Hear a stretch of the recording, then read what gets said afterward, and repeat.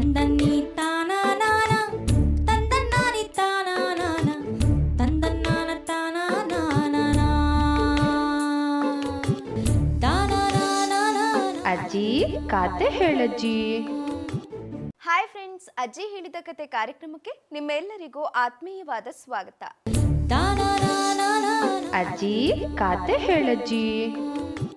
ತಪ್ಪನ್ನ ಎಲ್ರೂ ಮಾಡ್ತಾರೆ, ಆದ್ರೆ ಗೊತ್ತಿದ್ದು ಮಾಡೋ ತಪ್ಪಿಗೂ ಗೊತ್ತಿಲ್ಲದೆ ಆಗೋ ತಪ್ಪಿಗೂ ವ್ಯತ್ಯಾಸ ಇರುತ್ತೆ ಅಲ್ವಾ? ಇಲ್ಲೊಬ್ಬ ಗೊತ್ತಿದ್ದು ತಪ್ಪು ಮಾಡಿ ನರಕಕ್ಕೆ ಹೋಗ್ತಾನೆ. ಅಲ್ಲಿ ಏನೆಲ್ಲ ಆಗುತ್ತೆ ಗೊತ್ತಾ? ಬನ್ನಿ ನಮ್ಮ ಅಜ್ಜಿ ಹೇಳೋ ಚಂದದ ಕಥೆ ಮೂಲಕ ಕೇಳೋಣ. ಒಂದಾನೊಂದು ಕಾಲದಲ್ಲಿ ರಾಂಪುರ ಅಂತ ಒಂದು ಊರಿತ್ತು. ಆ ಊರಲ್ಲಿ ಒಂದು ರಾಮನ ದೇವಸ್ಥಾನ ಇತ್ತು. ಆ ದೇವಸ್ಥಾನಕ್ಕೆ ಬಂದ ಜನ ದೇವರು ಏನ್ ಕೇಳಿದ್ರು ಕೊಡ್ತಾನೆ ಅಂತ ಹುಂಡಿ ತುಂಬಾ ಕಾಸು ಹಾಕ್ತಿದ್ರು. ಆ ರಾಮನ ದೇವಸ್ಥಾನಕ್ಕೆ ಪೂಜಾರಿ ಒಬ್ರಿದ್ರು. ಅವನನ್ನ ಎಲ್ರೂ ಕೂಡ ಪೂಜಾರಪ್ಪ ಅಂತಾನೆ ಕರೀತಿದ್ರು ಮಕ್ಕಳ. ಈ ಪೂಜಾರಿಗೆ ತಮ್ಮ ಒಬ್ಬ ಇದ್ದ. ಅವನು ದೇವಸ್ಥಾನಕ್ಕೆ ಬರ್ತಿರ್ಲಿಲ್ಲ. ಆ ದೇಗುಲದಲ್ಲಿ ಒಂದು ವಿಶಿಷ್ಟ ಹರಕೆಯ ಪದ್ಧತಿ ಇತ್ತು. ಅದೇನಂದ್ರೆ ಬಂದ ಜನ ನಾವು ಅಂದ್ಕೊಂಡಿದ್ದು ಆದ್ರೆ ಬಡವರಿಗೆ ಊಟ ಹಾಕ್ತೀವಿ ದೇವ್ರೆ ಅಂತ ಹರಕೆ ಕಟ್ಕೊಳ್ತಿದ್ರು. ಅದು ಆ ಊರಿನ ಪದ್ಧತಿಯಾಗಿತ್ತು. ಅದೇ ಥರ ಅವರು ಅಂದ್ಕೊಂಡಿದ್ದಾದ ಮೇಲೆ ಆ ಊರಿನ ಬಡ ಜನಕ್ಕೆ ಊಟ ಹಾಕಿಸ್ತಿದ್ರು. ಇದೊಂಥರ ರೂಢಿಯಾಗಿ ದಿನಾನು ದೇವಸ್ಥಾನದ ಮುಂದೆ ಅನ್ನದಾನ ನಡೀತಾನೆ ಇರ್ತಿತ್ತು. ಆ ದೇವಸ್ಥಾನದ ಪೂಜಾರಿ ತುಂಬಾ ಒಳ್ಳೆಯವನು ಮಕ್ಕಳ. ಯಾರಾದ್ರೂ ಬನ್ನಿ ಪೂಜಾರೆ ಊಟ ಮಾಡಿ ಅಂದಾಗ ಇಲ್ಲಪ್ಪ ಬೇಡ, ಬಡವರಿಗೆ ಅಂತ ಊಟ ಹಾಕ್ತಿದ್ದಾರೆ, ನಾನ್ಯಾಕೆ ಇನ್ನೊಬ್ಬರ ಊಟ ಕಿತ್ಕೊಳ್ಳಿ ಅಂತ ಹೇಳ್ತಿದ್ರು. ಅಷ್ಟೇ ಅಲ್ಲ ಮಕ್ಕಳ, ದೇವಸ್ಥಾನಕ್ಕೆ ಹೋದಾಗ ಆರತಿ ತಟ್ಟೆಗೆ ದುಡ್ಡು ಹಾಕ್ತಾರಲ್ಲ, ಆ ದುಡ್ಡನ್ನೆಲ್ಲ ಕೂಡಿಟ್ಟು ಆ ಊರಿನ ಶಾಲೆ ಕೊಡ್ತಿದ್ರು. ಈ ಪೂಜಾರಿ ನೋಡಿ ಜನ ಆ ರಾಮನ್ನೇ ನೋಡ್ದಂಗ ಆಗತ್ತೆ ಅಂತ ಹೊಗಳ್ತಿದ್ರು. ಹೀಗಿರುವಾಗ ಒಂದಿನ ಪೂಜಾರಿ ತನ್ನ ತಮ್ಮನ್ನ ಕರೆದು, ನೋಡಪ್ಪ, ನಾನು ಸ್ವಲ್ಪ ದಿನ ಊರಲ್ಲಿರೋದಿಲ್ಲ, ನಾ ಬರೋವರೆಗೂ ದೇವಸ್ಥಾನದಲ್ಲಿ ಪೂಜೆ ಮಾಡ್ತಿರೋ, ಶಾಲೆಗೆ ದುಡ್ಡು ಕೊಡೋದನ್ನ ಮರಿಬೇಡ ಅಂತ ಹೇಳಿ ಎಲ್ಲೋ ಹೋದ್ರು. ಆವಾಗಿಂದ ದೇವಸ್ಥಾನದಲ್ಲಿ ತಮ್ಮ ಪೂಜಾರಿ ಪೂಜೆ ಮಾಡೋಕ್ ಶುರು ಮಾಡ್ದ. ಇವನು ಆರತಿ ತಟ್ಟೆಲಿ ಯಾರು ಜಾಸ್ತಿ ದುಡ್ಡು ಹಾಕ್ತಾರೆ, ದೇವಸ್ಥಾನಕ್ಕೆ ಬರೋರಲ್ಲಿ ಯಾರು ಜಾಸ್ತಿ ದುಡ್ಡಿರೋರು ಅಂತ ನೋಡಿ ಅವರ ಸ್ನೇಹ ಮಾಡ್ತಿದ್ದ. ತಟ್ಟೆಗೆ ಬಿದ್ದ ಕಾಸೆಲ್ಲ ಅವನೇ ಎತ್ಕೊಳ್ತಿದ್ದ. ಶಾಲೆಗೆ ದೇಣಿಗೆ ಕೊಡೋದನ್ನೇ ನಿಲ್ಲಿಸ್ದ. ಅಷ್ಟೇ ಅಲ್ಲ ಮಕ್ಕಳ, ಅನ್ನದಾನ ಮಾಡೋರಿಗೆ ಊಟ ಹಾಕೋಕ್ಕೂ ಮೊದಲು ನನಗೆ ದಕ್ಷಿಣೆ ಬರಬೇಕು, ನಾನು ಊಟ ಮಾಡಿದ್ಮೇಲೆ ಎಲ್ಲರೂ ಊಟ ಮಾಡಬೇಕು ಅಂತ ಹೊಸ ರೂಲ್ಸ್ ಹೇಳೋಕೆ ಶುರು ಮಾಡ್ದ. ಆಮೇಲೆ ಊರಲ್ಲಿ ಯಾರದೇ ಮನೆಯಲ್ಲಿ ವಿಶೇಷ ಪೂಜೆ ಮಾಡಿದ್ರು ತಮ್ಮ ಪೂಜಾರಿನ ಕರಿಲೇಬೇಕಿತ್ತು. ದಕ್ಷಿಣೆಯ ಜೊತೆಗೆ ಚಿನ್ನ ಬೆಳ್ಳಿನೂ ಬೇಕು ಅಂತಿದ್ದ. ಜನ ಎಲ್ಲ ರಾಮನಂತ ಪೂಜಾರಪ್ಪ ಇದ್ದ ಜಾಗದಲ್ಲಿ ಇವನ್ಯಾರೋ ಬಂದಲ್ಲಪ್ಪ ಅಂತ ಶಾಪ ಹಾಕ್ತಿದ್ರು. ಆದರೆ ದೇವರಿಗೆ ಪೂಜೆ ಮಾಡೋನು ಅಂತ ಅವನ ಮುಂದೆ ಯಾರೂ ಮಾತಾಡ್ತಿರ್ಲಿಲ್ಲ. ಹೀಗಿರುವಾಗ ಒಂದಿನ ದೇವ್ರಿಗೇನೆ ಇವನು ಮಾಡ್ತಿರೋದು ತಪ್ಪು ಅಂತ ಅನ್ಸತ್ತೆ. ಆಗ ದೇವ್ರು ಇವನಿಗೆ ಬುದ್ಧಿ ಕಲಿಸ್ಬೇಕು ಅಂತ ಅಂದ್ಕೊಳ್ತಾನೆ. ಒಂದಿನ ಊರಿಗೆ ಮಹಾರಾಜರು ಬರ್ತಾರೆ. ಅವರು ಈ ಊರಿನ ದೇವರ ಹೆಸರಲ್ಲಿ ಅನ್ನದಾನ ಮಾಡಬೇಕು ಅಂತ ಬಂದಿರ್ತಾರೆ. ಅಡುಗೆ ಎಲ್ಲ ಆಗಿರುತ್ತೆ. ಆಗ ದೊಡ್ಡ ಹದ್ದೊಂದು ಹಾವನ್ನ ಸಾಯಿಸಿ ಎತ್ಕೊಂಡು ಆಕಾಶದಲ್ಲಿ ಹೋಗ್ತಾ ಇರತ್ತೆ. ಆಗ ಹಾವಿನ ಬಾಯಿಂದ ಒಂದು ತೊಟ್ಟು ವಿಷ ಅನ್ನದ ಮೇಲೆ ಬಿದ್ದ್ಬಿಡತ್ತೆ. ಆಗ ಪೂಜಾರಿ ಮೊದಲು ನನ್ನೂಟ ಆಮೇಲೆ ಉಳಿದವರದ್ದು ಅಂತ ಹೇಳಿ ಊಟಕ್ಕೆ ಬಂದು ಕುತ್ಕೋತಾನೆ. ಆಗ ರಾಜ, ಪೂಜಾರಿಗಳೇ, ಇದು ಬಡವರಿಗಂತ ಮಾಡ್ತಿರೋ ಅನ್ನದಾನ, ಮೊದಲವ್ರು ಊಟ ಆಗ್ಲಿ ಅಂತ ಹೇಳ್ತಾನೆ.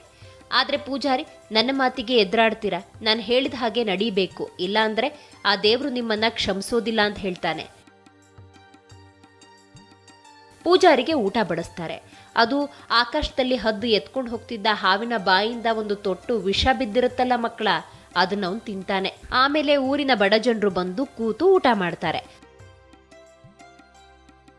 ಸ್ವಲ್ಪ ಹೊತ್ತಾದ್ಮೇಲೆ ಪೂಜಾರಿ ಸತ್ತು ಹೋಗ್ತಾನೆ. ವಿಷ ಬಿದ್ದಿದ್ದ ಅಷ್ಟು ಅನ್ನ ಪೂಜಾರಿಗೆ ಬಿದ್ದಿರುತ್ತೆ. ಪೂಜಾರಿ ನರಕಕ್ಕೆ ಹೋಗ್ತಾನೆ.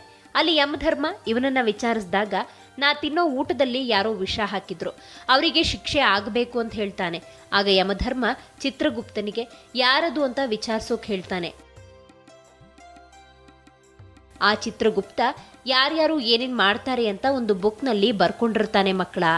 ಇವಾಗ ಈ ತಮ್ಮ ಪೂಜಾರಿಗೆ ಯಾರೇನ್ ಮಾಡಿದ್ರು ಅಂತ ತಿಳ್ಕೋಬೇಕಲ್ಲ, ಅದಕ್ಕೆ ಆ ಬುಕ್ನ ತೆಗೆದು ನೋಡ್ತಾನೆ. ಆಮೇಲೆ ಯಮಧರ್ಮನ ಮುಂದೆ ಬಂದು, ಯಮಧರ್ಮರಾಯ, ಈ ತಮ್ಮ ಪೂಜಾರಿ ಇಲ್ಲಿಗೆ ಬರೋದಕ್ಕೆ ಕಾರಣ ಒಂದು ಹಾವು ಅಂತ ಹೇಳ್ತಾನೆ. ಅದು ಹೇಗೆ ಅಂತ ಯಮಧರ್ಮ ಕೇಳಿದಾಗ, ಆ ಹಾವಿನ ವಿಷ ತಮ್ಮ ಪೂಜಾರಿಯ ಊಟದಲ್ಲಿರುತ್ತೆ, ಅದನ್ನ ತಿಂದ ಪೂಜಾರಿ ಸತ್ತಿಲ್ಲಿಗೆ ಬಂದಿದ್ದಾನೆ ಅಂತ ಚಿತ್ರಗುಪ್ತ ಹೇಳ್ತಾನೆ. ಹಾಗಾದ್ರೆ ಆ ಹಾವಿಗೆ ಏನು ಶಿಕ್ಷೆ ಕೊಡೋಣ ಅಂತ ಯಮಧರ್ಮ ಯೋಚನೆ ಮಾಡುವಾಗ, ಚಿತ್ರಗುಪ್ತ, ಆ ಹಾವಿಗೆ ಏನು ಶಿಕ್ಷೆ ಕೊಡೋ ಹಾಗಿಲ್ಲ ಯಮಧರ್ಮ, ಯಾಕಂದ್ರೆ ಆ ಹಾವನ್ನ ಹದ್ದು ಕೊಂದು ಎತ್ಕೊಂಡು ಹಾರಿ ಹೋಗ್ತಿರುವಾಗ ವಿಷ ಊಟದಲ್ಲಿ ಬೀಳೋದು ಅಂತ ಹೇಳ್ತಾನೆ. ಹಾಗಿದ್ರೆ ಆ ಹದ್ದಿಗೇನ್ ಮಾಡೋದು ಅಂತ ಯಮಧರ್ಮ ಕೇಳ್ತಾನೆ.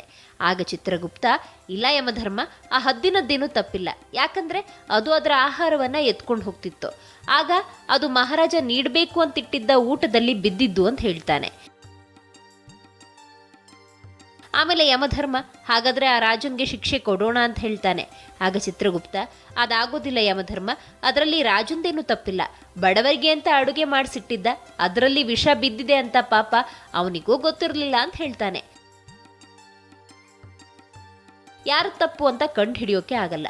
ಆಮೇಲೆ ಚಿತ್ರಗುಪ್ತ ಯಮಧರ್ಮಂಗೆ ಹೇಳ್ತಾನೆ, ಯಮಧರ್ಮ ಇದನ್ನೆಲ್ಲ ನೋಡ್ತಿದ್ರೆ ಈ ತಮ್ಮ ಪೂಜಾರಿಯದ್ದೇ ಏನೋ ತಪ್ಪಿರಬಹುದು ಅನ್ಸುತ್ತೆ, ನಾನೇ ರಾಂಪುರಕ್ಕೆ ಹೋಗಿ ವಿಚಾರಣೆ ಮಾಡ್ತೀನಿ ಅಂತ ಹೇಳಿ ಮನುಷ್ಯನ ವೇಷ ಧರಿಸಿ ರಾಂಪುರಕ್ಕೆ ಬರ್ತಾನೆ. ರಾಂಪುರದಲ್ಲಿ ಅಷ್ಟೊತ್ತಿಗೆ ಮೊದಲಿದ್ದ ಅಣ್ಣ ಪೂಜಾರಿ ಬಂದಿರ್ತಾನೆ. ಊರಲ್ಲಿ ಎಲ್ಲ ಜನ ಮೊದಲಿನಂತೆ ಖುಷಿಯಾಗಿರ್ತಾರೆ. ಚಿತ್ರಗುಪ್ತ ಒಬ್ಬ ವ್ಯಕ್ತಿ ಹತ್ರ ಹೋಗಿ, ಈ ಊರಲ್ಲಿ ಒಬ್ಬ ಪೂಜಾರಿ ಇದ್ನಲ್ಲ, ಅವನಿಗೇನಾಯ್ತು ಮಾರಾಯ, ಪಾಪ ಚಿಕ್ಕ ವಯಸ್ಸಿಗೆ ಹಾಗಾಗೋದೆ ಅಂತ ಕೇಳ್ತಾನೆ. ಆಗ ವ್ಯಕ್ತಿ, ಅವನಿಗೆ ಆ ದೇವ್ರೇ ಬುದ್ಧಿ ಕಲಿಸ್ದ ಅನ್ಸುತ್ತೆ ಸ್ವಾಮಿ ಅಂತಾನೆ. ಯಾಕಪ್ಪ ಅಂತ ಚಿತ್ರಗುಪ್ತ ಕೇಳಿದಾಗ, ಅವನು ಈಗಿರೋ ಪೂಜಾರಿಗಳ ತರ ಅಲ್ಲ ಸ್ವಾಮಿ, ಜನರನ್ನ ದಕ್ಷಿಣೆ, ಚಿನ್ನ, ಬೆಳ್ಳಿ ಕುಡಿ ಅಂತ ಚಿತ್ರಹಿಂಸೆ ಮಾಡ್ತಿದ್ದ ಅಂತಾನೆ. ಯಾರನ್ನು ಕೇಳಿದ್ರು ಅವರೆಲ್ಲ ಇವನ್ ಬಗ್ಗೆ ಕೆಟ್ಟದನ್ನೇ ಹೇಳ್ತಿದ್ರು. ಇದನ್ನ ಚಿತ್ರಗುಪ್ತ ಯಮಧರ್ಮಂಗೆ ಹೇಳಿದಾಗ, ಯಮಧರ್ಮ ತಪ್ಪಿಲ್ಲ, ಈ ತಮ್ಮ ಪೂಜಾರಿಯದ್ದೇ, ಇವನಿಗೆ ಘೋರ ಶಿಕ್ಷೆ ನೀಡಿ ಅಂತಾನೆ. ನೋಡಿದ್ರ ಮಕ್ಕಳ, ತಪ್ಪು ಯಾರೇ ಮಾಡಿರಲಿ ಅದಕ್ಕೆ ತಕ್ಕ ಶಿಕ್ಷೆ ಎಲ್ರಿಗೂ ಆಗತ್ತೆ. ಮಾಡಿದ ತಪ್ಪಿನಿಂದ ತಪ್ಪಿಸ್ಕೊಳ್ಳೋದು ಅಷ್ಟು ಸುಲಭ ಅಲ್ಲ.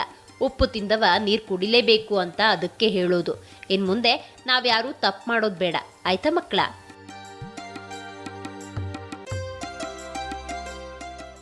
ಸುಮಧುರವಾಗಿ ಕೂಗೋ ಹಕ್ಕಿಗಳನ್ನ ನೋಡಿರ್ತೀರ, ಆದ್ರೆ ಅಷ್ಟೇ ಆಕರ್ಷಕವಾಗಿ ಡ್ಯಾನ್ಸ್ ಮಾಡೋ ಹಕ್ಕಿಗಳನ್ನ ನೋಡಿದ್ದೀರಾ?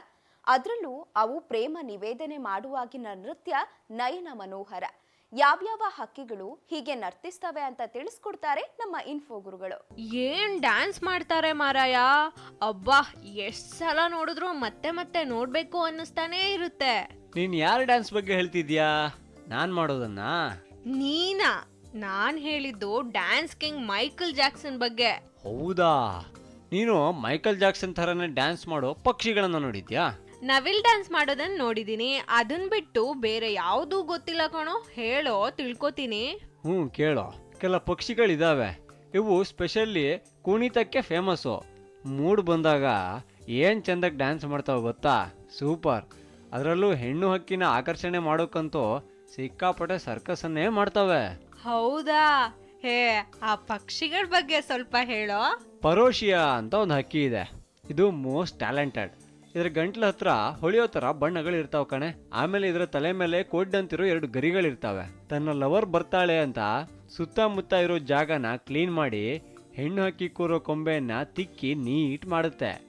ಆಮೇಲೆ ತಲೆಯನ್ನ ತಿರುಗಿಸ್ತಾ ಸೊಂಟವನ್ನ ಬುಳುಕಿಸ್ತಾ ಈ ಹಕ್ಕಿ ಚಂದವಾಗಿ ಡ್ಯಾನ್ಸ್ ಮಾಡುತ್ತೆ.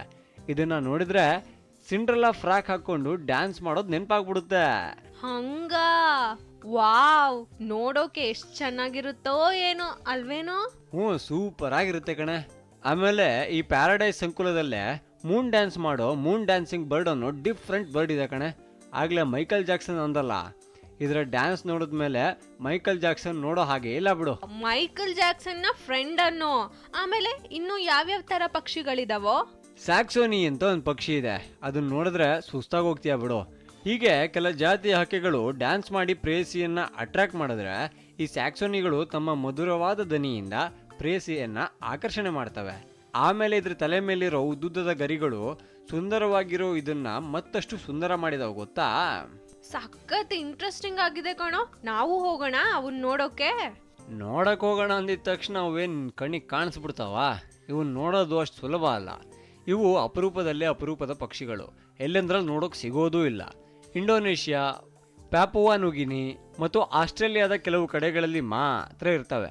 ಇವಿರೋ ಪ್ರದೇಶಗಳಿಗೆ ಹೋಗಿ ನೋಡ್ತೀನಿ ಅಂದ್ರೂ ಮನುಷ್ಯರ ಕಣ್ಣಿಗೆ ಸುಲಭವಾಗಿ ಕಾಣಿಸೋದಿಲ್ಲ. ಹೌದಾ, ಅದ್ಯಾಕ್ ಹಾಗೆ? ಯಾಕೆಂದ್ರೆ ಭಯ. ಅದರಲ್ಲೂ ಕ್ಯಾಮ್ರಾ ಕಂಡ್ರಂತೂ ಭಯದಿಂದ ಹಾರು ಹೋಗ್ತವೆ. ಮರದ ಕೊಂಬೆ ಮೇಲೆಲ್ಲ ಕೂರೋ ಇವುಗಳನ್ನ ಕ್ಯಾಮ್ರಾದಲ್ಲಿ ಸೆರೆ ಹಿಡಿಬೇಕಂದ್ರೆ ಸಿಕ್ಕಾಪಟ್ಟೆ ಸರ್ಕಸ್ ಮಾಡಬೇಕು. ಮತ್ತೆ ಇವುಗಳ ಬಗ್ಗೆ ಮಾಹಿತಿ ಎಲ್ಲ ಸಿಕ್ಕಿದಾದ್ರೂ ಹೇಗೋ? ಇಂತಹ ವಿಶಿಷ್ಟ ಪಕ್ಷಿಗಳ ಬಗ್ಗೆ ಪಕ್ಷಿ ತಜ್ಞರ ತಂಡ ಬರ್ಡ್ಸ್ ಆಫ್ ಪ್ಯಾರಡೈಸ್ ಅನ್ನೋ ಪ್ರಾಜೆಕ್ಟ್ ಮಾಡಿ ಅವುಗಳ ಬಗ್ಗೆ ಅತ್ಯದ್ಭುತ ಮಾಹಿತಿಯನ್ನ ಹಾಗೂ ದೃಶ್ಯಗಳನ್ನ ಕಲೆ ಹಾಕಿದೆ. ನೈಸ್ ಅಲ್ಲ.